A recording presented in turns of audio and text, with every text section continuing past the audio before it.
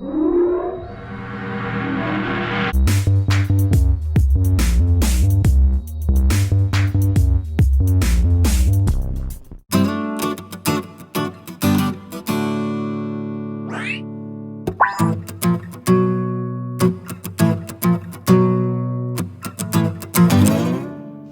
this is what Cindy says, that she received an email from Shanann that basically told Cindy, Shanann basically said in her email that she didn't like Cindy one bit, and she thought that she was a bad influence on Chris and a bad mother. And that she knew, basically Shanann knew that Cindy didn't like her either, and the less they saw of each other, the better. This is what Cindy's saying, that Shanann wrote her email that said that. But Cindy claims that she never said an unkind word to her, ever. I mean, of course not. I couldn't even imagine Cindy saying an unkind word to her, you know? You kidding me? She can't even say a nice word about her after she's gone. Like, I don't believe that she never said an unkind word to her, because she's not even here anymore to defend herself, and you can't even say a nice thing about her now. You can't even keep quiet about her. You just got to keep insulting her. And then Cindy saying that she felt like she bent over backwards to welcome her into the family. She said she thought she had hidden her doubts about her. Obviously, Shanann could tell she didn't like her. She's basically saying, you know, she did have doubts about her. She's not denying that, but she's saying she thought she hid them. So I don't know. So that email just devastated her, you know. No one had ever said anything like that to her in her whole life. She's saying, you know, she's shy just like Chris. And she doesn't like to get in arguments. She doesn't like to raise her voice. But, you know, after that email, she was devastated. She cried. And Ronnie just told her, don't answer, just forget about it. But she couldn't just listen to Ronnie. So she wished she would have just listened to Ronnie, but she couldn't. So, you know, she wrote her back and told Shanann that she really hurt her feelings, and that, you know, she really was trying, and she didn't like the way she talked about Chris, and she didn't like the way she acted with her grandson Wyatt, and she said at least, you know, she was making an effort. So Cindy's like at least I'm making an effort. And then that she normally wouldn't write an email like that, like this, but she never would have if she didn't get an email like she did from Shanann, I guess. You know, saying it seems so petty now. Does it really though? Because you're still doing it. I mean, you're still being petty. So, I don't know. But Cindy said that she didn't say anything to Chris because they just gotten engaged and that would upset him. So you're really concerned about upsetting him? That's why you don't even go to his wedding? Like, but that's your concern, that you would upset him? No. I mean, what did you think not going to his wedding would do? She says she decided to turn the other cheek. This was not a good idea, though. So Jamie just tells her just to ignore it and just try to, you know, put it behind you and ignore any of the drama, you know. Just Jamie just wasn't a woman who likes conflicts, just like Chris. They just don't like conflicts. So the whole family just does not like conflicts, it sounds like. So she just says no, ignore the family drama, you know. So they decided, let's just throw Shanann a bridal shower, okay? And, you know, here's another little jab. It's like it seems like it's not. It's like hidden inside of a. It's almost like it's acting like a compliment, but it's not. Okay, it had been pretty obvious from the pic of the $12,000 ring and the public engagement that Shanann was going to want a big wedding. To me, that's just a jab. I don't know. So Shanann said she never had a big wedding for her first marriage. So, and, you know, Cindy understands loads of women, they want the fairy tale day, so they didn't think it was strange. So, and then she explains how Jamie got married right out of college, I guess, and that they had gone into debt to give her a nice wedding. And like most marriages, like a lot of young marriages, it hadn't lasted but a minute. And then, they just shrugged it off, because they spent all that money on a wedding and it didn't even barely last. So, they just shrugged it off though and just remembered how beautiful that she looked on that day. But later she met, her current husband, Steve, and they just went up on the mountaintop and had just had like it had like a small little wedding on top of a mountaintop. So, and she's saying it was obvious that Shanann could afford any kind of wedding that she wanted. So, because there's the house, the big house, the expensive car. So, and they didn't think their parents could pay for a big wedding, but they knew that Shanann could. So Cindy said, our family can't afford anything elaborate, but her and Jamie, they like to cook. They could decorate tables. They can make the favors, that kind of thing. So to help her have a nice bridal shower. And then, that would make Shanann happy, and then Chris would be happy too. So what a perfect idea. And then, they knew Shanann wouldn't want a small bridal shower at their house or her mom's house, so they rented a clubhouse. So they asked Shanann for names and addresses of all her girlfriends. And so her and Jamie wrote out and sent out the invitations to all of Shanann's friends and her family members, okay? So Cindy said that she actually is the one that mailed out the invitations. That Jamie didn't mail them out, but Cindy mailed them out. So about a week after they went out, the only RSVPs that they had were from members of the family, like her family and their family. So she said that she called Shanann up and said, well, none of your friends RSVP'd. She gave me the numbers and I called each one. So Shanann gave her their phone numbers, and supposedly, I guess, Cindy said that she called all of her girlfriends. So Cindy said that they all said that they received invitations, but they all had prior plans that day, so none of them could make it. That's Cindy saying that they all said they couldn't make it, except one of them. So all of her friends were busy with prior engagements. Cindy called all of her friends. She sent them all invitations. She called them all. They all said they couldn't make it except one person. One of them RSVP'd and said that they could be there. Okay. So Cindy said that her and Jamie worked so hard on that shower and they thought it looked so beautiful. She said, both families were there. She got gifts. She got attention.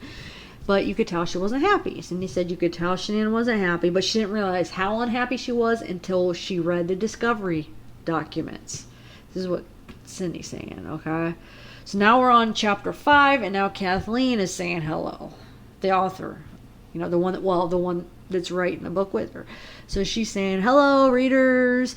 Explaining that this is kind of a weird way to do a book, but, kind of switching back and forth, but she just wanted to drop in from time to time.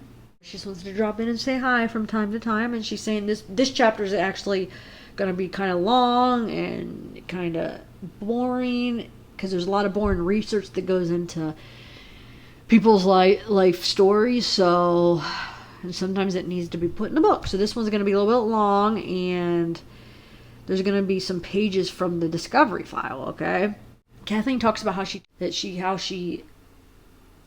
talked to the doctor who was one of the experts for Making a Murder. That's that Stephen Avery documentary. I don't know if you guys have seen it. It's really good, actually, though. It's a series, and there's two different series out there. So there's like so many episodes in the first season, and then there's another season out. There's 2 seasons. But anyway, the doctor talks about the false confessions, how people can have false memories, okay? Especially if you're frightened or upset, okay? So at the time, Kathleen's saying at the time Sandy wrote this, she was suffering from the worst kind of shock, okay, that a human can experience. She said murder tends to make you forget all the good moments, and you start to even debate if there was any good moments at all. Now remember, this is what Kathleen is saying now, okay? So she's saying that it's true for everyone, you know, at a given time. And I guess, you know, she's saying that I guess she's saying that cops hate to use eyewitness statements for car accidents because they never get the same story twice. She's saying nobody even gets this color of the car the same. So then she's asking the question, are the eyewitnesses lying? And if they are they conscious of the lying? Memory is subjective. So she's saying, so here are both of the memories. So here are both families' memories. You'll hear, you know, how Sandy remembers it and then how Cindy remembers it, okay? So here's the letter. So you remember, you know, like I said, Sandy's letter talking about how, this is Sandy, right? And that how in 2009, Shanann built her house in Charlotte, battling her lupus. Her friend told her about her cousin Chris, saying he was a very nice guy. So Shanann got a request from him on Facebook. Months later, she called me saying, Mom, I met a nice guy. He's a mechanic. I said, as long as you're happy and he's good to you. Cindy adds, no, this is Cindy saying that there's nothing much to add to this paragraph from her memory. She just explains who the friend of Shanann's was. It was her nephew's former wife, okay? And at this time, Cindy's saying they were still confused on how to pronounce Shanann's name. And then Cindy goes on to say at this time they were confused on how to pronounce Shanann's name because she keeps hearing her parents call her Shannon, so they're confused on that. And then she said that Chris said that he wanted to change his name to Christopher because Shanann suggested to spell it like Christ''Fer. So Christopher. So that was Shanann's idea that she said, let's change the spelling of your name. He never ended up doing it, but I don't know. Cindy's saying that Shanann suggested that to Chris, and that they all laughed, or Cindy laughed about it. Okay, but then they never heard anything more about it. I could see that just being a joke that they kind of just like maybe possibly that Chris and Shanann were just kind of messing with Cindy. I'm not even sure if it even happened. You never even know. So then now it's back to Sandy's letter. A few months after that, Shanann and Chris had a family gathering, and Frank, and his parents had a cookout. They were all floored when they saw her house. And we're talking about Shanann's house. Shanann was a hard worker and wanted this to eventually sell and make a profit. To keep doing so, eventually be mortgage free, okay? Comes from a family of contractors, okay? So, and then Cindy adds that the barbecue where she first met the Ruseks was actually at their house. So she's saying it wasn't even at Shanann's house. It was actually at, the first barbecue where she met the Ruseks was actually at Shanann's parents' house, and it wasn't at Shanann's house, is what Cindy's saying. Then she says that you know how she talks about Shanann being really talkative about personal matters. She's saying that Sandy, Shanann's mom, was the same way. And then she says that Sandy, at this barbecue, the first time they met each other, she pointed to, Frank, her husband, and said, I've only had 3 good years with that man.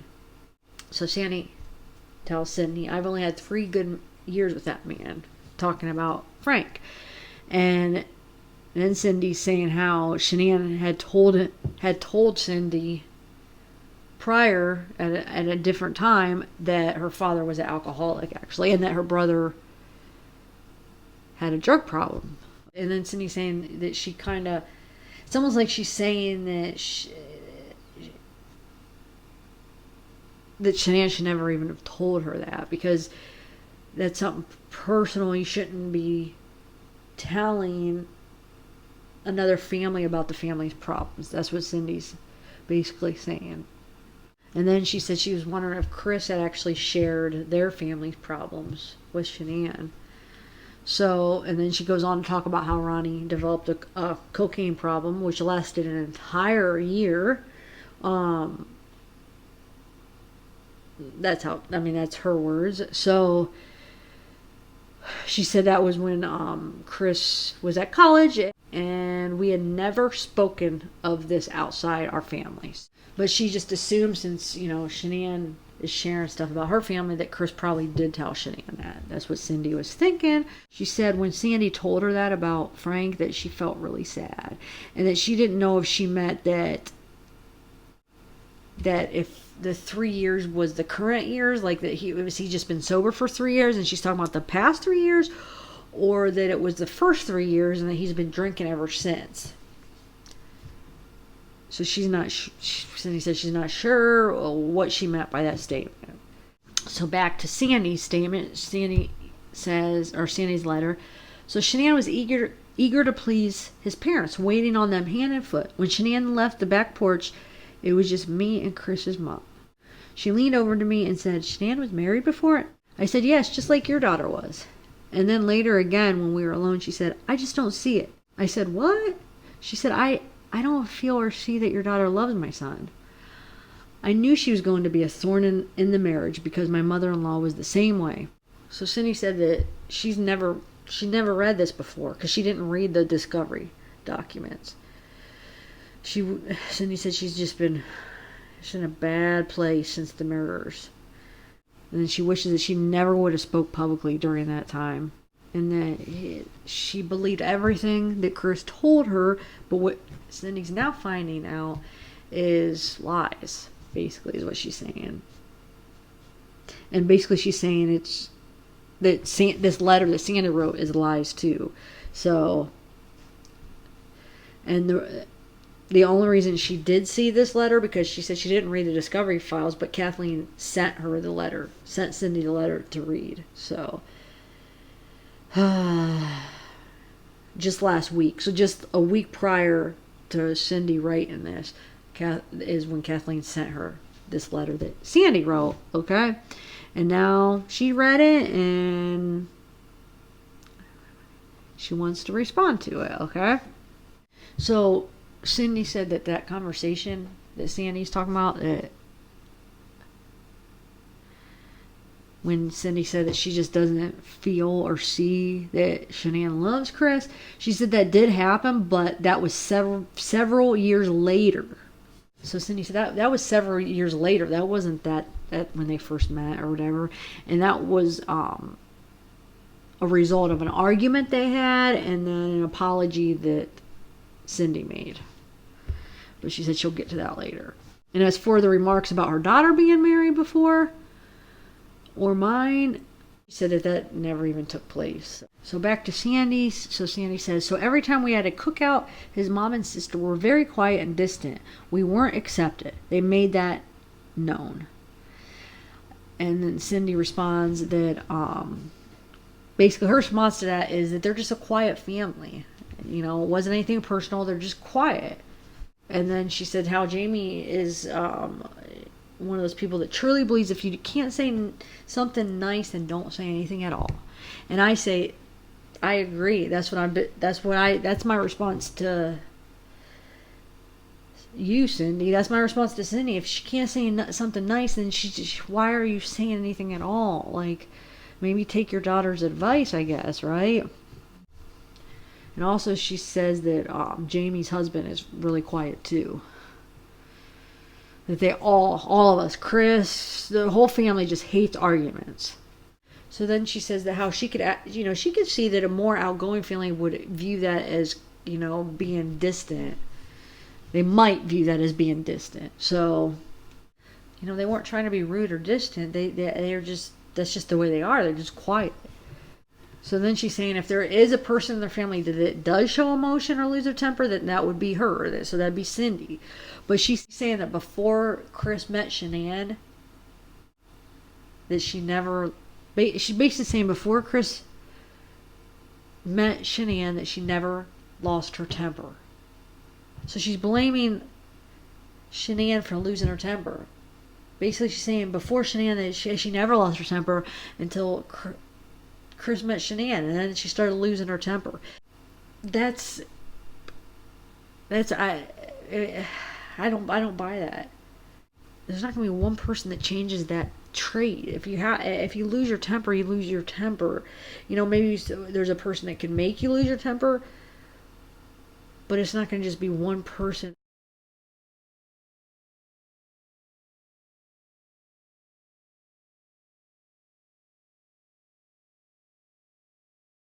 She said she can't think of one single incident where she ever lost her temper before Shanann. She usually just puts her head down and tries to forget about it. Chris meeting Shanann and starting to date her and marrying her changed her in a bad way. This is what Cindy's saying. It changed her in a bad way. Ever since Chris met Shanann, it's changed Cindy. And not in a good way. So then it's the part where Sandy talks about how Chris's sister wanted all the invitations so she could help. So Shanann told me, Mom, she wants to help send off invitations. What do you think? She's accepting me. I'm going to let her do it. So Cindy and her sister prepped the food and cross-contaminated everything. So Shanann couldn't eat any of it. Because there was nothing that was gluten-free, so Shanann couldn't have gluten. So they didn't make anything that was gluten-free. They contaminated everything. Everything was made with gluten. So thank God I brought at least, one thing that her daughter can eat. So she's, remember this is part of Sandy's letter. So Sandy says that, and that when her and Shanann went to the bathroom, so Shanann told her mom in the bathroom that she had 80 invites and only immediate family came. So Shanann called people the next day to learn that they never received an invite. They never received an invitation. So whether it was Jamie or Cindy, never sent out the invitations, to, at least not to her friends. And they claimed that they did. At least, this is what Sandy's saying. So Cindy's saying, I don't even know where to start. So basically, she's saying that that's not true.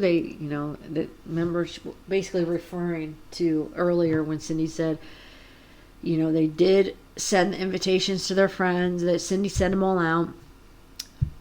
And Cindy even called them all. Remember, she said she called all her friends and none of them could make it except one. So that's what she's claiming, basically, that Sandy's lying about that.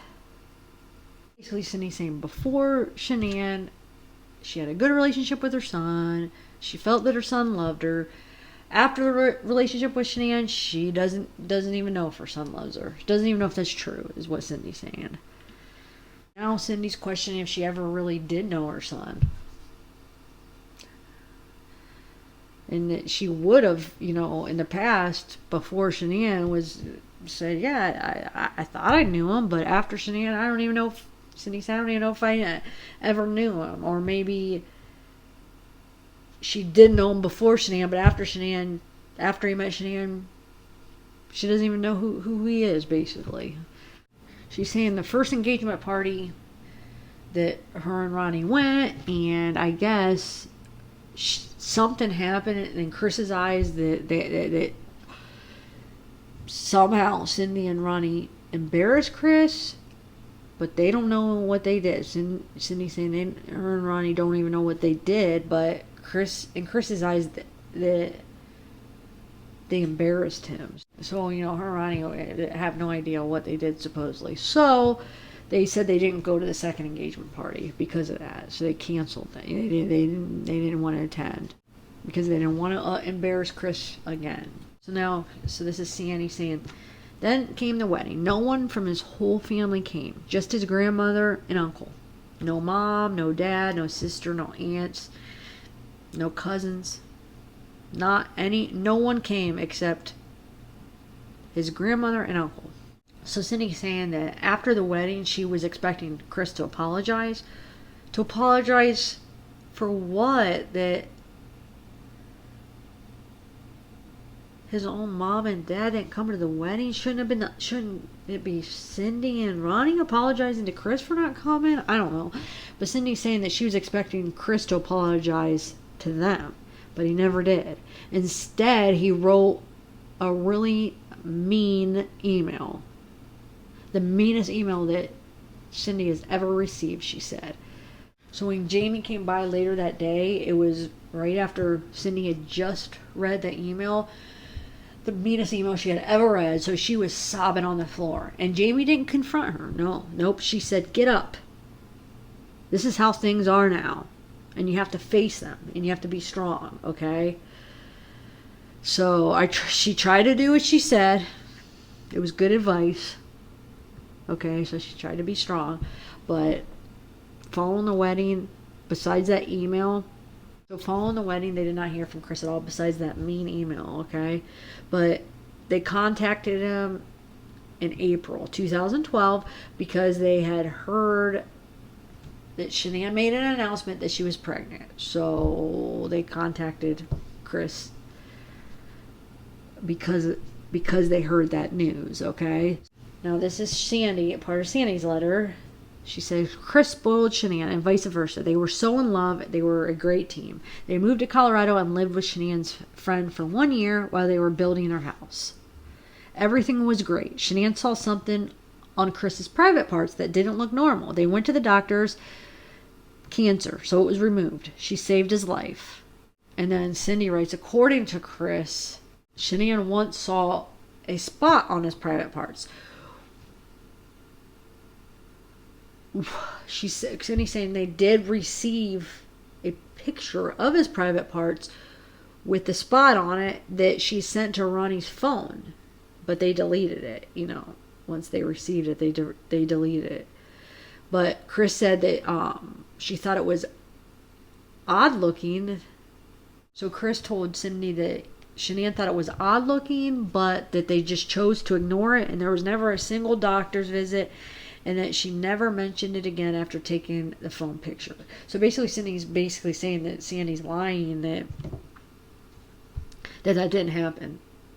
That, yeah, Shanann saw it, thought it was odd, took a picture, sent it to Cindy, must have told her parents about it, but then they just ignored it and didn't even tell the doctor, and it was never mentioned again. That's what Cindy's saying. So back to Sandy's part of the letter. It says, then Shanann got pregnant with Bella Marie. Everyone was so excited and happy. Shanann and Chris were wonderful parents. Chris and Shanann were working at the Ford dealership in Longmont, and Shanann was selling cars. Chris was the head mechanic. A great team.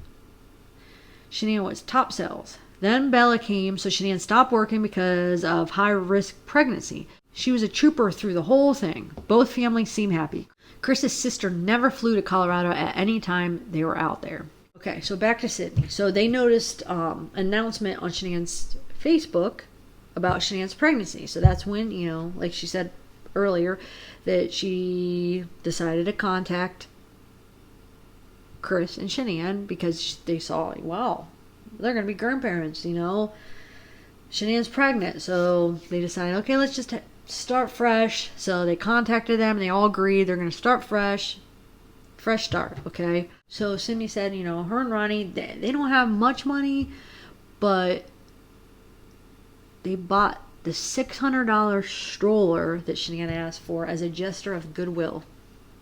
And both families seem happy then.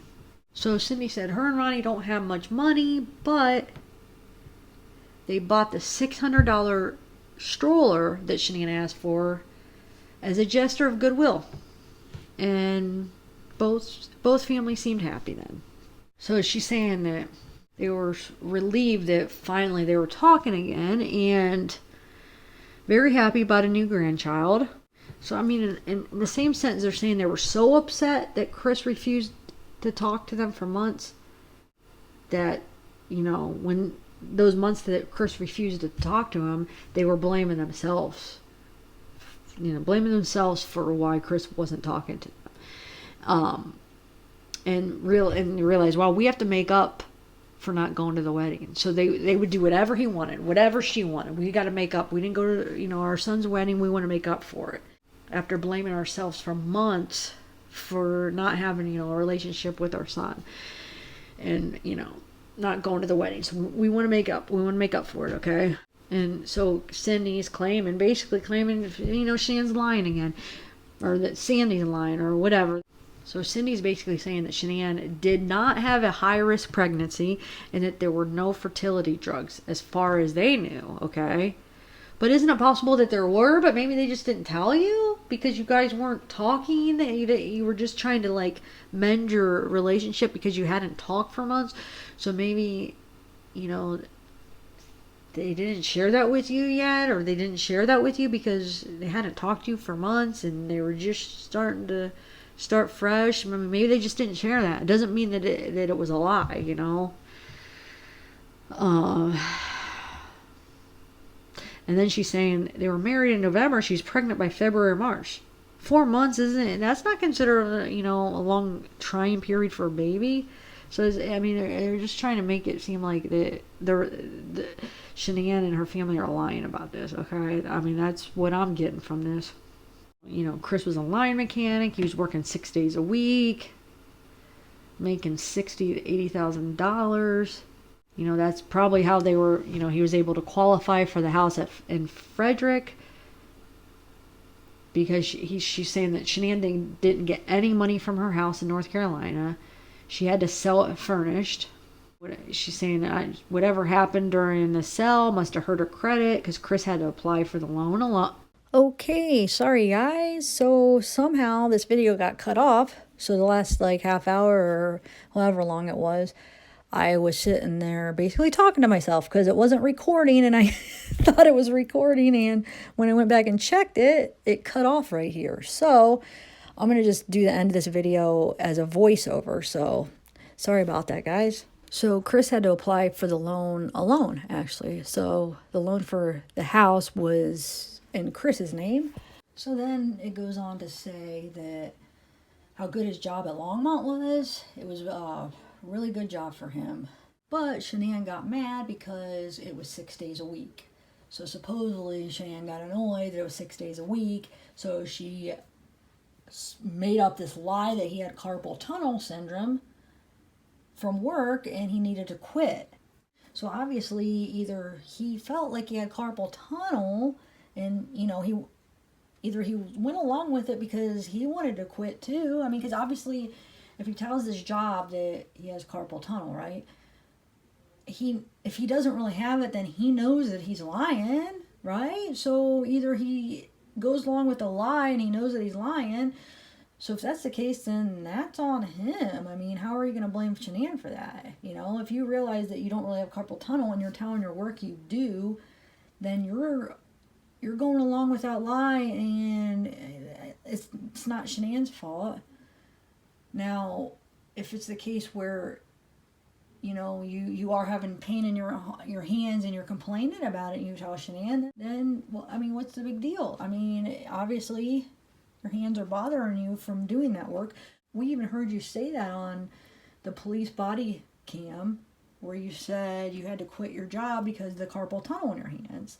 I think you said it a couple times. So obviously, you know, either you were lying and it's on you, or you weren't lying and you really do have carpal tunnel, or you think you do because it's bothering you.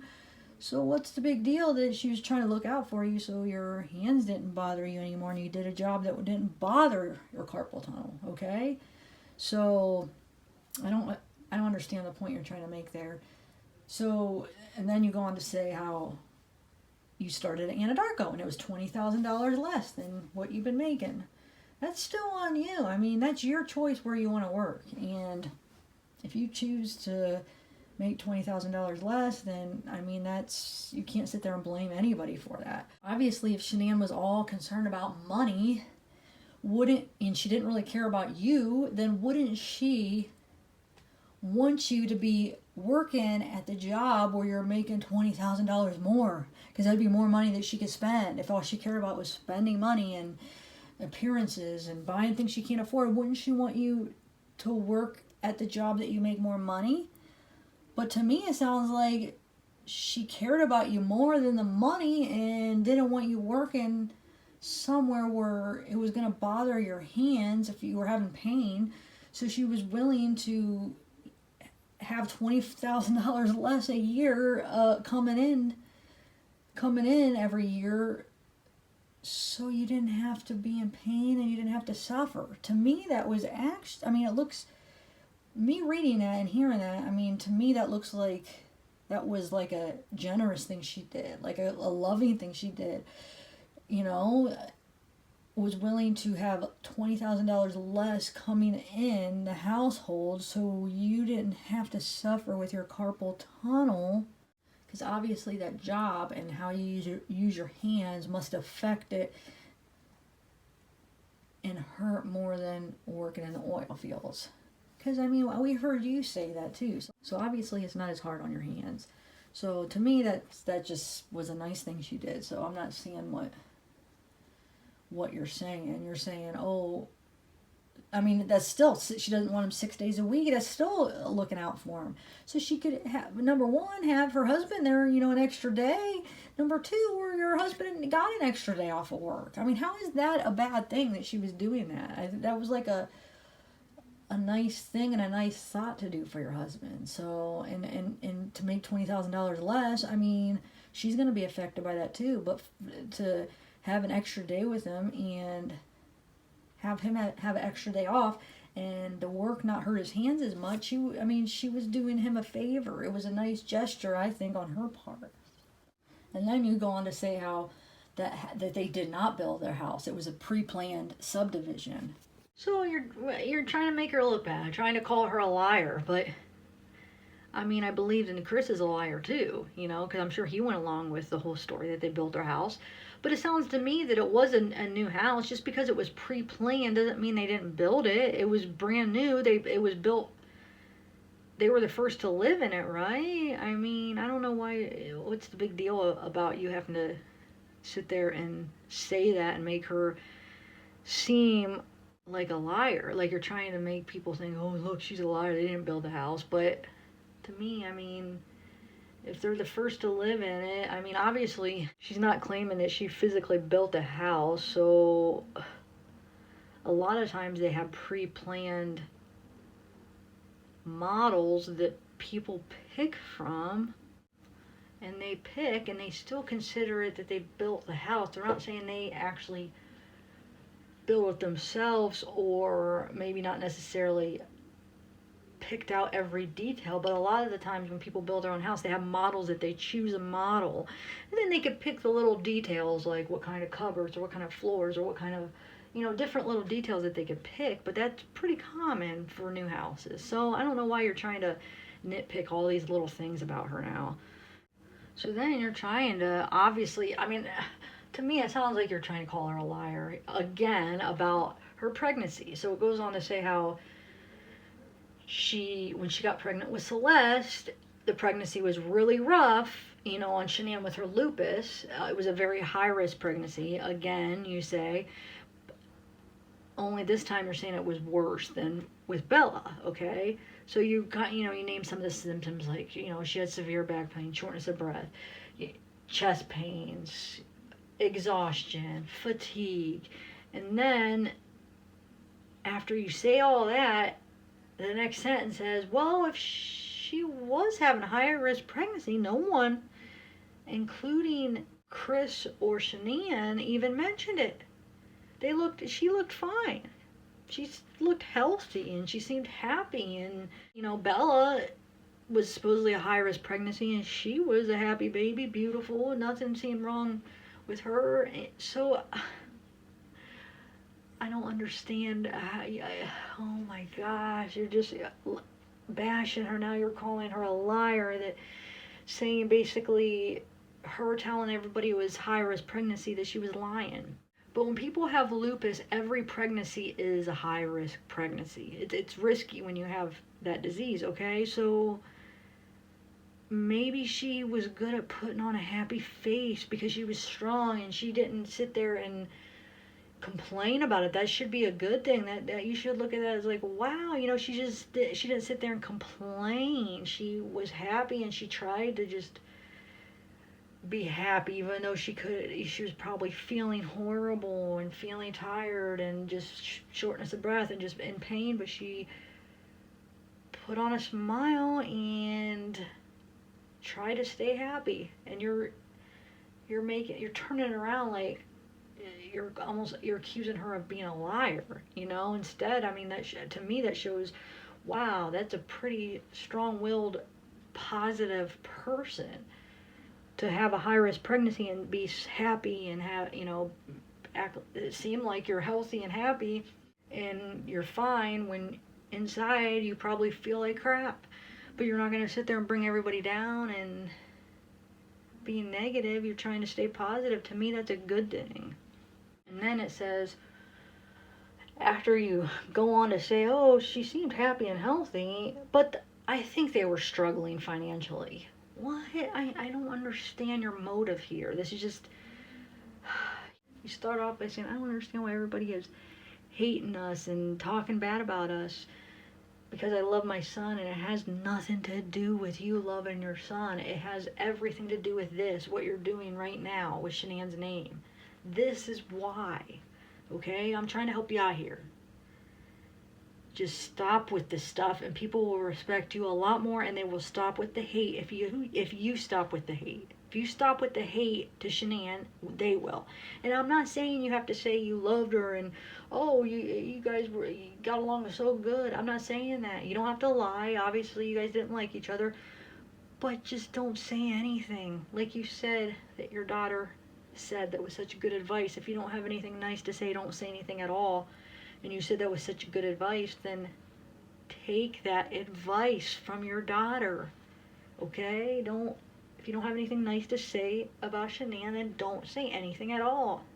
Okay, so you go on to say how she was selling 31 bags, travel bags, and you say, well, I don't know if she was even making any money selling those. But so here's another example where it sounds like you want us to think you're giving her a compliment, but you're actually insulting her. Okay, so you say, oh, they were young and they had a baby, they had another one on the way, so, and they have a huge mortgage and only one car.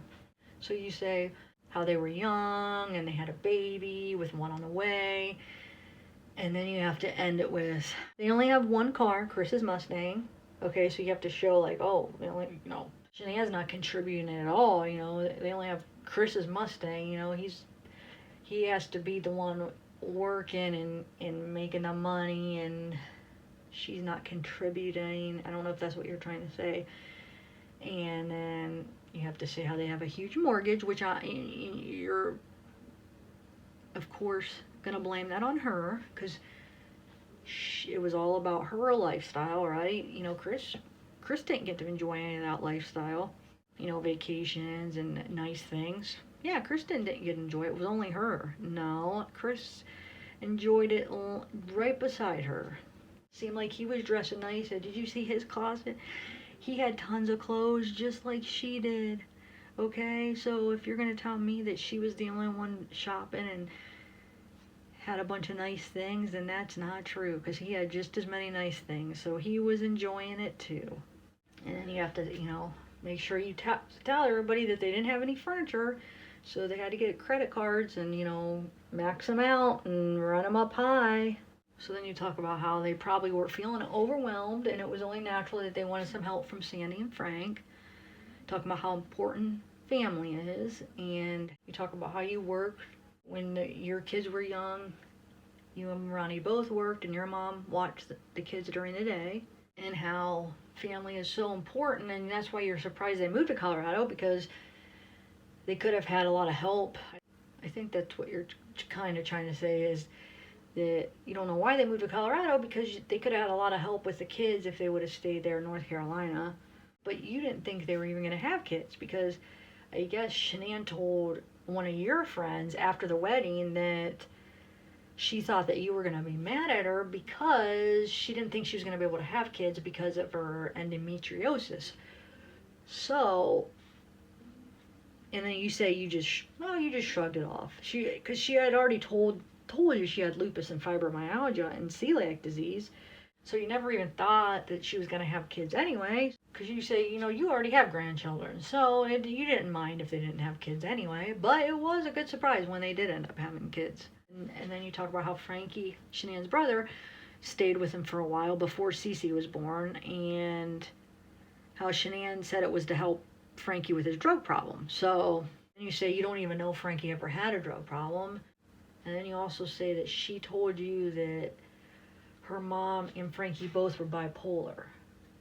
So I guess it sounds like what you're saying right there is that, Shanann told you that Frankie had a drug problem, but you don't even know if that's true, because what you're saying there is that you're doubting that that's true because Shanann said it, like she's a liar or something. That's what it sounds like you're saying to me, because you're saying, well, I don't even know if he really ever had a drug problem.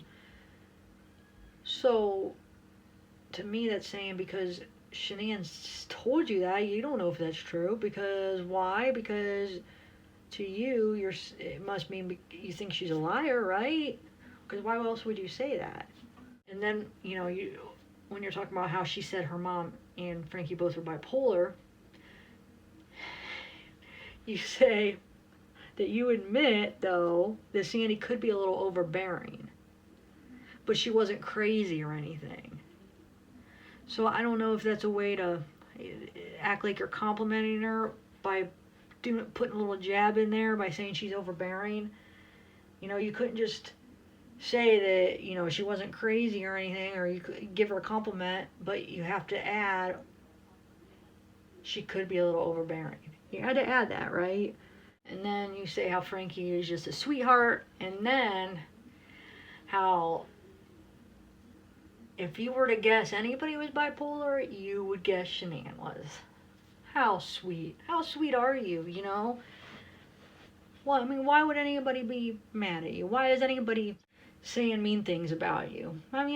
Can you guess or not? Why would you put that? Are you not seeing how you're bashing her? You're insulting her? You're just being so mean? You're right now, basically, well, if anybody had bipolar, it'd be Shanann. Then you talk about how Frankie only stayed for a couple weeks because he said he didn't really like being their butler. So of course you had to add that in there. Any time, that any of them would say anything mean about Shanann, you got to make sure that you put that in the book so everybody could hear, right? But you can't put any of the times that maybe he talked good about her, or that anybody talked good about her, or complimented her. Nope, just add the bad things.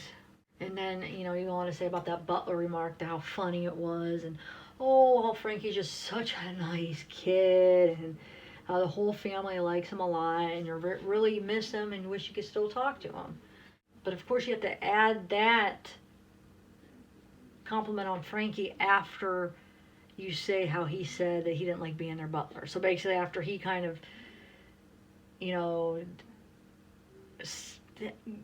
had something negative to say about her, you add how much you like him after you mention the negative stuff he said about Shanann. And if you don't see, he's saying their butler. So not just Shanann's, but Chris's too. Your perfect son, Chris. He didn't just say Shanann's butler. He said their butler. And then you talk about how Jamie never went to Colorado, so she just wasn't interested. And how Frankie never went back after that. Then you talk about how when Shanann went to North Carolina, that it was the first time that Frankie and Jamie saw Cece. Okay, so now it's back to Sandy. Because remember, this is supposed to be where that letter's in the discovery that Sandy wrote. So basically how this chapter's set up, it's like going through parts that Sandy says, and then Cindy's basically commenting on it and giving her side. So it's back to Sandy's part where she says, my husband sold everything but our hours and moved out to live with them to help our daughter in every way we could. Frank and I had to work to pay our bills too. We were there for 15 months. And then Cindy remarks that Sandy was right. They did do exactly they did exactly what Sandy said. And then it has to just say, even though Chris and Shanann had this big 5-bedroom house, they still made Sandy and Frank sleep downstairs in the unfinished basement. It says, how Chris and Shanann get the master bedroom. The girls each get their own room because they would keep each other awake, so they have to have their own room. And then the other room was her office, and then the other one was the playroom. And the thing is the way she's wording this, it's like she's basically almost calling them just rude and not, and selfish, and that they're just not I don't even know what word to use, but just not very nice about, letting their parents sleep in one of the rooms, or they make them sleep in the basement. But you realize this is Chris's house too, so he is going along with all this, or, he's playing a part in this too. So you can't just criticize Shanann for this, because Chris is doing it too. He's going along with it, so, you have to say, well, they have to have their own playroom, because Shanann didn't like the toys in their bedrooms. Just the way you're saying it is like, oh, God forbid that. Just the way you're saying it, you're just putting her down. You're just trying to make it seem like everything that she does and all her ways about her are just not right. I don't know how much truth this part is, but Cindy's saying that Sandy told her that they had to pay $1,000 a month to live there. And they were there to help with the kids. So Cindy, kind of, you could tell by the way she's wording this that she just didn't think it was right that they're helping them out and they still have to pay $1,000 a month. Plus, I guess that they were still paying their mortgage on their house in North Carolina. So, I mean, if that's true, that is kind of crappy, but I mean, it's as much Chris's fault as Shanann's. I mean, that's Chris. They're both equal. I mean, as far as the $1,000 a month, I mean, it's the house is in Chris's name, so he's taking the money from him too. So you can't just put that all on Shanann, But I would never make my parents pay $1,000 especially if they're helping with the kids. I wouldn't even make them pay anyway. But no, I mean, so that it's just, I don't know. Yeah, that doesn't seem right. But what are you gonna do? I mean, maybe they were really struggling and they just needed help, and maybe Frank and Sandy, were willing to do that. Maybe they offered. Maybe they said, let us pay you $1,000 a month and we'll help with the kids, because we don't know all the situation, all the specifics, of how that came about. Because Cindy even says that Chris and Shanann told Cindy and Ronnie that it was Frank and Sandy's choice to do that, because they wanted to be near their grandchildren. So who knows if, they offered them to come and just stay and watch the kids, and then maybe Sandy and Frank said, no, we'll pay $1,000 a month to help you, because,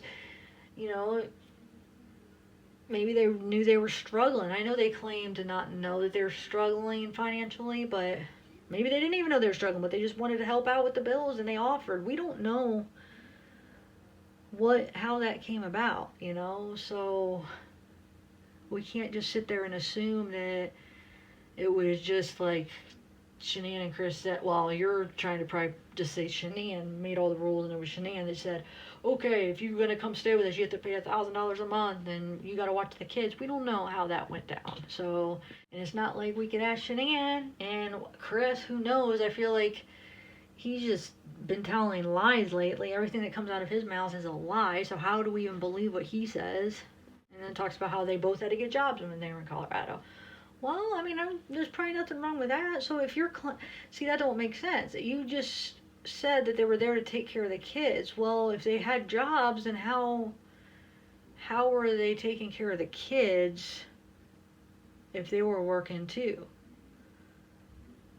Doesn't make sense to me. So maybe their whole intent was to help out with the bills, and it wasn't to take care of the kids. So they moved down there to work and help them with the finances. I don't know, but obviously it wasn't to take care of the kids while Chris and Shanann worked, because they were working too. So, I mean, of course it would still help with the kids because they were there, but I'm just saying it doesn't seem like it was like, okay, they watch the kids all day while Chris and Shanann work and then they're still paying rent. It's like, it seems like they're all contributing, they're all, working, and then, very well that Frank and Sandy wanted to see the kids and be able to spend like a whole year with them or whatever, and it was their idea. Now it's going back to Sandy says Chris's mom came out to watch the girls for a few days while Shanann and Chris went on a business trip with the Lavelle company. So now it's back to Sandy's letter. Now remember, this is Sandy's letter that she wrote to the investigator. Remember, it was in the discovery. Okay, so it says how Sandy's saying how Chris's mom came to watch the girls for a few days while Shanann and Chris went on a business trip, okay? So Sandy says during that time that Cindy wouldn't let them see Bella and Celeste, or even eating dinner with them. Like when they got home from work, when Frank and Sandy got home from work, Cindy wouldn't let the kids eat dinner with them. She brought them upstairs and they stayed upstairs. She wouldn't even let them hold them or anything. So Sandy was like, what the heck is going on? She just thought that was kind of weird. So she asked her one day, well, why can't we see the kids? Why are you taking them upstairs and we can't even eat dinner and we can't hang out with them? I don't understand. And Cindy's response is, well, what the heck am I here for then? So Sandy, I guess, said she screamed it in her face. So right in front of Bella and Celeste too. And I guess Cindy also said how controlling she was. Called her controlling. Called Sandy controlling right in front of the girls. Cindy responds to that part of the letter saying it was a pretty crazy trip to Colorado. So she said that Shanann asked her to come take care of the girls, and Cindy said yes. They bought him a ticket, the airplane ticket. So they bought him a ticket, and Shanann even offered to keep the girls in daycare, so Cindy wouldn't have to watch them all day. But Cindy said, no, that's fine. I'll take care of them.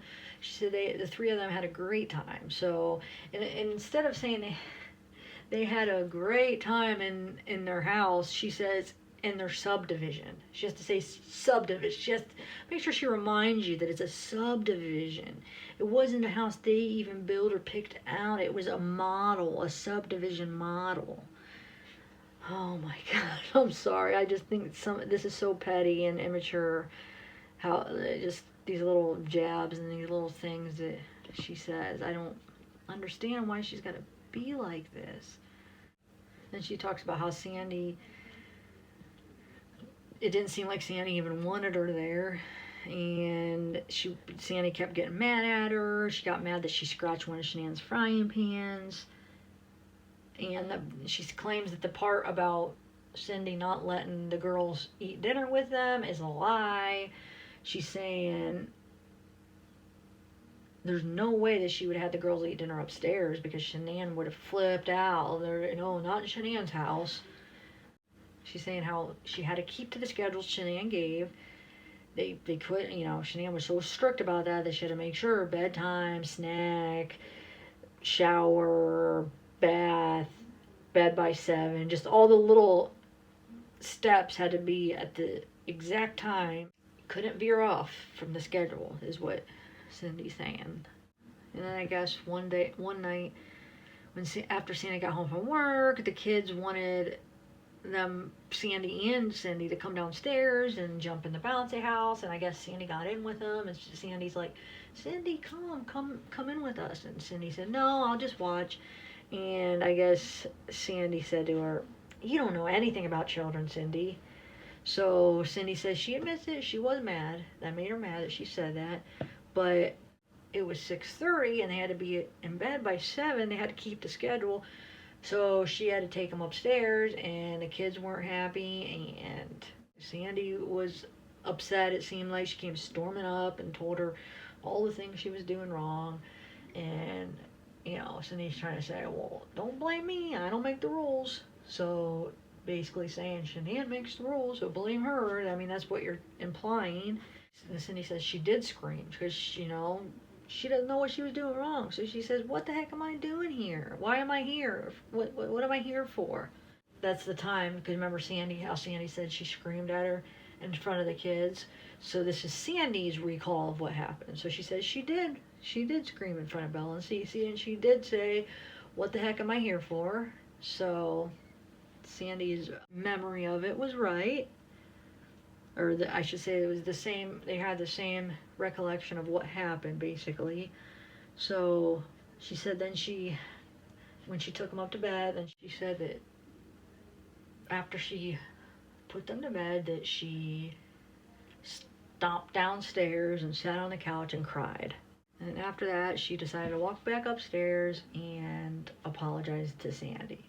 So Sandy was in Cece's room, and she apologized to her. She said they had a nice talk after that, and that Sandy told Cindy that she loved Chris, but he didn't speak up enough. So I don't know, that kind of is out of context, it seems like, because so Cindy's talking about, she goes up, she finds Sandy in Cece's room, she apologizes, and then after that, they talk a little bit, and I guess whatever they were talking about made Sandy say, well, I love Chris, but he just doesn't speak up enough. So I don't know, maybe something Cindy was saying about, maybe she's complaining about Shanann somehow, and that's why Sandy responded like that. Wow. So so Cindy's saying that after Shanann and Chris got back, Sandy and Shanann got in a huge fight. Sandy just packed her car up and didn't even have time to say goodbye to the girls or Chris, and just left. I guess Cindy said that she packed up the car and left so quick that she didn't even get to say bye to Chris or the girls. And Shanann, I guess, asked her dad, Frank, just stay here, let her go, just stay with me. But she said, no, Frank ended up going with Sandy, and they drove all the way back to North Carolina, and that was that. Okay, so now we're back to Sandy's letter. So this is Sandy's recollection of what happened. She says after 15 months, she moved back home. She said it was hard to leave, but I felt it was for the best. So, I don't know. I mean, who do we believe? Was there this big fight and Sandy left, and was mad? Or was it, wasn't like that at all? And then, she just knew it was time to go back home, and it was, they gave each other hugs, and, oh, I'm going to miss you, and it was so hard to leave, but she knew it was time to go. I don't know. I'm more willing to believe Sandy than Cindy, because Cindy's been telling, it seems like there's been a lot of things that Cindy said that haven't been true. It doesn't seem like she's been honest about a lot of things, and a lot of it has to do with Shanann. Anything to make Shanann look bad, she's going to say it. So anything that would probably make Shanann look good, she would lie about to make her look bad, The 5th chapter ends, it's basically saying that how they're all gone, and she don't have the answers. She doesn't know if it's something she did, if she could have done more, if she could have done less. What if she could have done something different, So she's not sure. She says she has regret, but she doesn't know why he did that, basically. So, and she goes on to say how she misses them. She doesn't know if Chris even realizes what he has done to her and, basically his family and the Rusacks. Everybody left behind. I don't know, it kind of sounds like that would be an ending to a book. So I don't know, is this book only 5 chapters long, or is there more? I'm not sure. I haven't really looked into it in a while to see if there was more chapters out. So let me know if you guys know. Is this book only 5 chapters long, or is there more? It just seems like she's like ending it right there. But probably not, because 5 chapters, it just seems like it was pretty short so far. So we'll see. If I find more chapters, I will make another video. Alright guys, sorry I had to do the last part like just a voiceover, but actually I recorded this. Well, you saw the first part. This is my first video, part 1, and then the first part of this where it was a video, that was all recorded on the same day, which was probably like over 2 weeks ago I recorded this. Just got around to editing it now. Well, I edited the first part, a few days ago. Now I went to edit the second part, and then I see that the last, 20, 30, 40 minutes or however long it was, it cut off somehow. So it just, I had to redo it. Everything, I thought it was still recording. I just kept going, and I finished it, and at least I thought it was recording the whole time. And then when I went back as I'm editing it, I'm like, what happened to the end of it? So sorry I had to do the rest as a voiceover, but hopefully you won't mind. And right now I'm still finishing up the book. I got the basically the electronic copy and the actual hard copy of the Letters to Christopher, and I've freaking pre-ordered it, and I just got it yesterday, which kind of sucks. I mean, what's the point of pre-ordering it a long time ago, and then I got it later than everybody else, but good thing, I mean, I had the electronic copy like way before everybody else, so I don't know. I just don't understand why the actual pre-order came so late, but so I'm still reading that and taking notes, and I'm gonna make some more videos on that too. So, all right, guys. You guys all have a good night, and I will talk to you next time. Bye.